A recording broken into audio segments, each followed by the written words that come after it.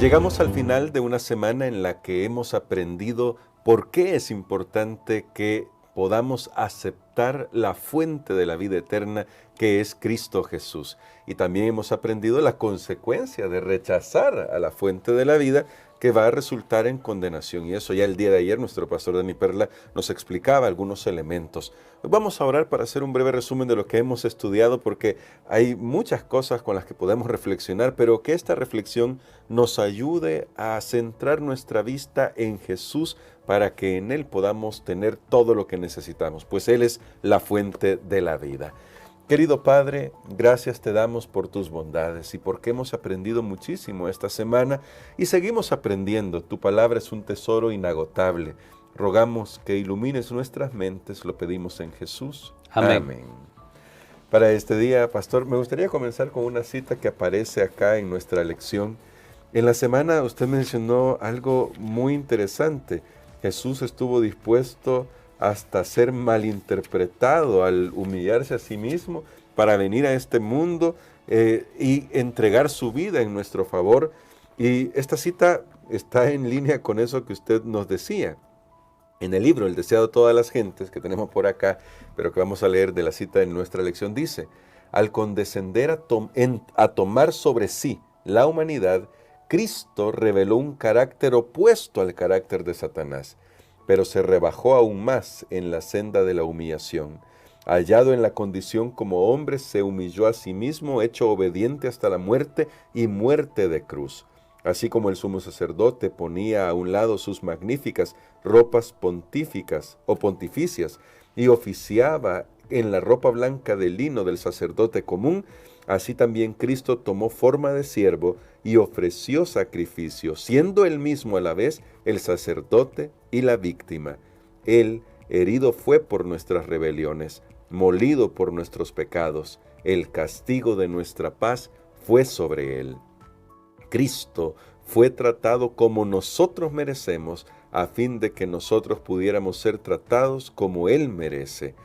Fue condenado por nuestros pecados en los que no había participado, a fin de que nosotros pudiésemos ser justificados por su justicia en la cual no habíamos participado.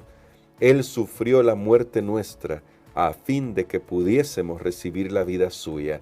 Por su llaga fuimos nosotros curados. Qué tremenda cita, pastor, que creo resume todo lo que Jesús ha hecho a nuestro favor. Y por eso aquí quizás la primera pregunta que podemos hacernos en este resumen es: ¿cómo es posible que los seres humanos no podamos apreciar tanto el sacrificio que hizo nuestro Señor Jesucristo al humillarse de esta manera? Precisamente creo que es la razón de ese intruso que vino a nuestro mundo, que es el pecado.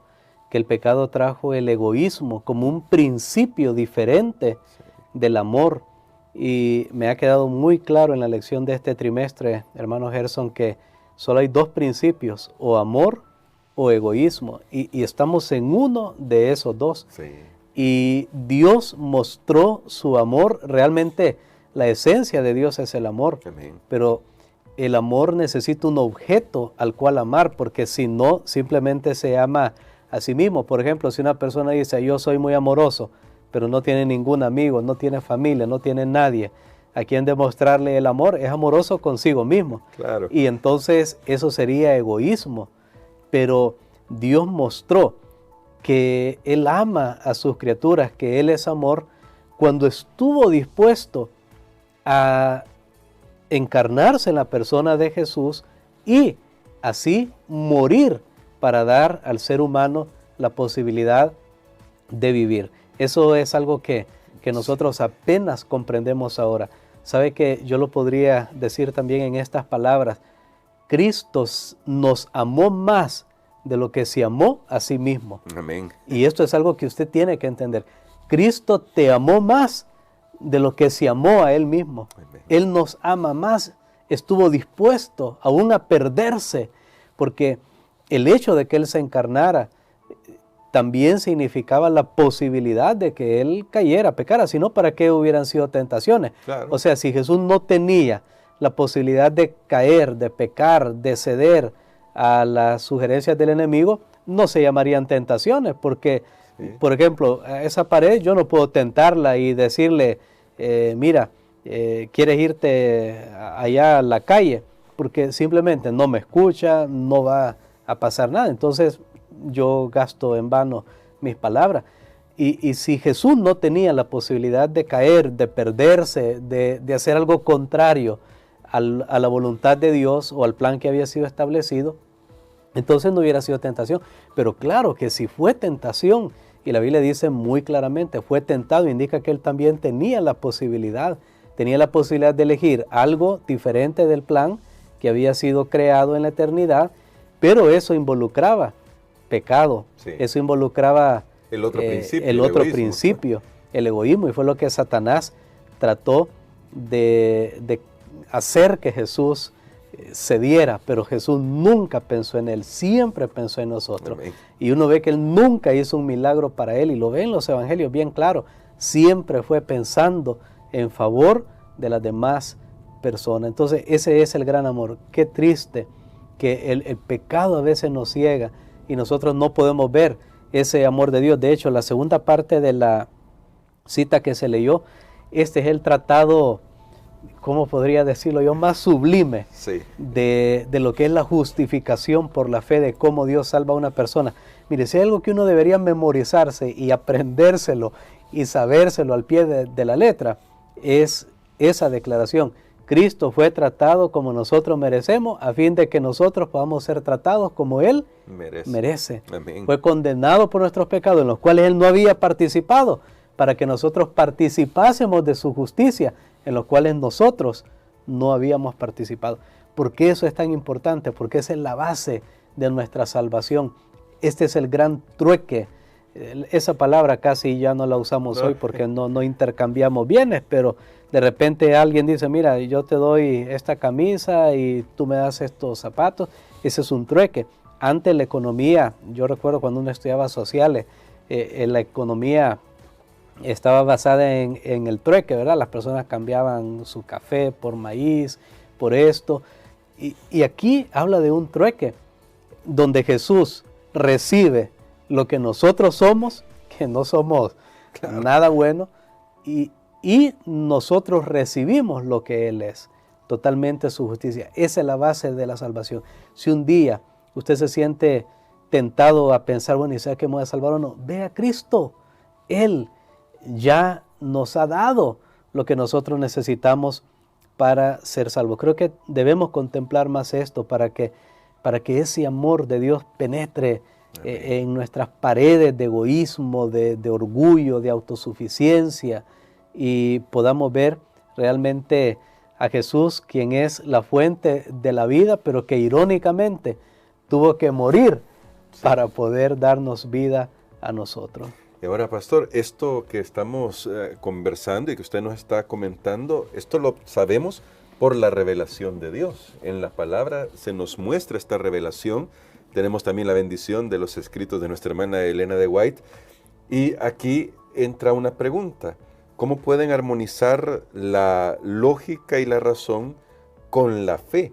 Porque a veces se critica al cristianismo, o al cristiano se lo critica como anticientífico, como una persona que no está dispuesta a razonar, pero aunque creemos y tenemos que ejercer fe en la revelación de Dios, porque lo que hemos comentado, lo que nuestro pastor nos ha comentado, no lo podríamos saber de otra manera, ¿cómo en realidad podemos ejercer fe, una fe que tiene sentido, una fe en la que podemos razonar, que nos da la libertad de pensar y que ambas cosas no están en contraposición? Precisamente, hermano Gerson, hay algo bien interesante, que a veces las personas que no creen en esto, así como hemos hablado, bueno, Jesús murió, Jesús resucitó, Él nos dio vida, somos pecadores, hay un Dios de amor, hay un enemigo que se llama Satanás.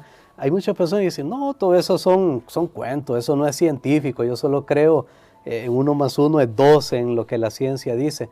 Pero sé que estas personas, cuando afirman eso, no se dan cuenta que ellos, al decir eso, tienen un sistema de creencias que se podría llamar cosmovisión, que todos los seres humanos, los 8,000 millones de seres humanos, tenemos una cosmovisión, Sí. o sea, es la manera como nosotros vemos el mundo y cómo intentamos darle sentido a la vida. Nosotros hemos encontrado en la palabra de Dios los principios que regulan nuestra cosmovisión y que nos ayudan a encontrar las respuestas que necesitamos de lo que sucede en este mundo. Y aunque es cierto, hay 8.000 millones de personas y hay cientos y miles de creencias de cómo poder analizar las cosas, sabe que al final todo se resume en 5 maneras de poder ver las cosas en este mundo. Y yo lo voy a mencionar aquí rápido porque precisamente estaba trabajando en un tema de esto y quiero compartirlo con nuestros amigos. Una manera de ver este mundo es el naturalismo. O sea, prácticamente es una visión ateísta. Dios no existe. Simplemente todo lo que hay en este mundo está ahí por fuerzas, por un proceso natural. Y por eso se llama el naturalismo. Y algunos piensan que eso es lo que es científico. El sufrimiento, ¿cómo lo explica? Bueno, parte del proceso de la formación de un nuevo ser, así como un volcán hace erupción y después eso va a ser para fertilizar la tierra, etc. Ellos sacan a Dios, el bien, el mal, el amor, el odio, la justicia, la misericordia. Simplemente ellos dicen son construcciones de la sociedad, pero no hay nada que defina. Sabe que estas personas están sin fundamentos, sin nada, ¿no? Porque una persona naturalista, entonces, ¿cómo decirle a alguien que no hay que robar si la otra persona dice, no, es que yo tengo necesidad? O sea, ¿quién define qué es bueno y qué es malo? Este es uno de los problemas del naturalismo. Pero hay otros que tienen una visión que podríamos denominar el panteísmo. El panteísmo donde Dios está en todo. O sea, la naturaleza es prácticamente una conciencia colectiva. Dios no es alguien personal separado de la naturaleza, sino que es la naturaleza misma. Por eso es que el panteísta dice, no, la naturaleza es Dios, abraza el árbol, ¿verdad? Y veo el sol y es el que me da vida. En realidad es lo mismo que el naturalismo, pero es más espiritualizado, porque él mete, bueno, ese es el Dios. Pero está otra manera que sería el teísmo determinista. Y sabe que aquí yo me quedé sorprendido que a veces uno puede decir que es cristiano, pero ha absorbido un poquito de alguna de esas filosofías. Es aquellos que creen que sí, Dios existe, que Dios tiene poder, pero que lo usa para controlar. Y que entonces Dios decide todo lo que va a suceder en este mundo y ha predestinado a las personas, unos para salvarse, otros para perderse. Agarran, por ejemplo, Judas ya nació para entregar a Jesús. Sí. Y sabe que un de los reformadores, tenemos algunos que tenían estas visiones así, que, por ejemplo, uno de ellos decía, recuerdo esta ilustración, que decía él mismo, el hombre es, y ponía un ejemplo, un caballo. Si lo monta Dios, va a ser bueno, dice. Si lo monta el diablo, va a ser malo. Entonces depende de quién te monte, pero tú no decides quién te monta, sino que es un arreglo que hace Dios con Satanás. No, a ese déjamelo a mí y yo lo voy a controlar. Sí, es terrible. Está el teísmo del apaciguamiento. Estos dicen, sí, Dios existe, pero la principal característica de Dios es la ira. Y entonces, si nos esforzamos lo suficiente, miren qué interesante, si nos esforzamos lo suficiente, nuestras obras de obediencia ganarán el favor de Dios y aplacarán su ira. Tremendo. Y entonces Dios permite el sufrimiento para hacer su voluntad. Entonces estas son aquellas personas que nunca son felices siguiendo al Señor, porque ellos están, no, tengo que cumplir esto, no, Dios me está, como un policía, ¿verdad? Cuando ve en la calle, tengo que ver si traigo el cinturón, tengo que ver esto. Así piensan muchos de Dios, pero yo creo que aquí es donde estamos nosotros y deberíamos estar. El teísmo benevolente, recuerden que cuando decimos teísmo significa Dios. Teos es Dios en griego, es esa cosmovisión del amor y de la libertad, donde la característica principal de Dios es su amor, el amor, su objetivo es que le correspondamos el amor de una manera voluntaria. Entonces aquí lo podríamos poner en una ecuación. Dios es amor, Dios da libertad, pero la libertad conlleva riesgo. Creo que esa sería una mejor manera de poder explicar todo lo que está pasando en este mundo. Y Dios ha hecho un plan de salvación, como estamos estudiando, para que nosotros podamos acercarnos a Él voluntariamente y de esa manera preservar nuestro libre albedrío. Ahora, ¿sabe, hermano Gerson? Todo esto al final requiere de un elemento que es la fe. Sí. Y como hemos estudiado esta semana, Dios se encarga de poner en nosotros esa fe. Amén. Nosotros lo que tenemos que hacer es abrir nuestro corazón, pues no es que yo fabrico, voy a creer en Dios, no es que Dios ya existe, ya Él está.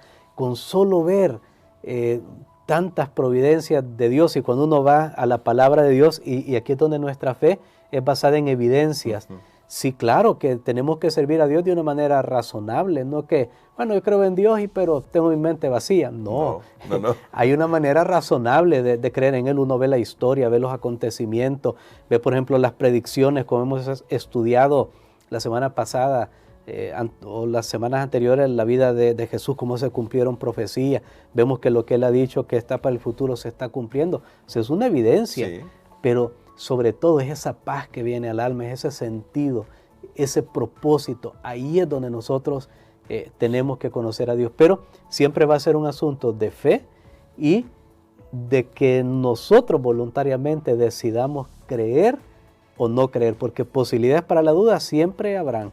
Pero ahí es donde yo tengo que decidir, o sigo en mi duda o acepto que Dios está obrando y Dios está trabajando y me está llamando. Y resuenan aquellas palabras que yo compartí de una persona que me dijo: pastor, yo sentía cuando usted hacía el llamado, es que Dios está hablando y está hablando a cada ser humano, y dependerá si nosotros le abrimos el corazón. ¿Sabe que los judíos, que nosotros hablamos tanto, los líderes judíos, ellos sintieron esa atracción? Nicodemo mismo llegó donde Jesús le dijo: sabemos, maestro, que nadie hace estas cosas.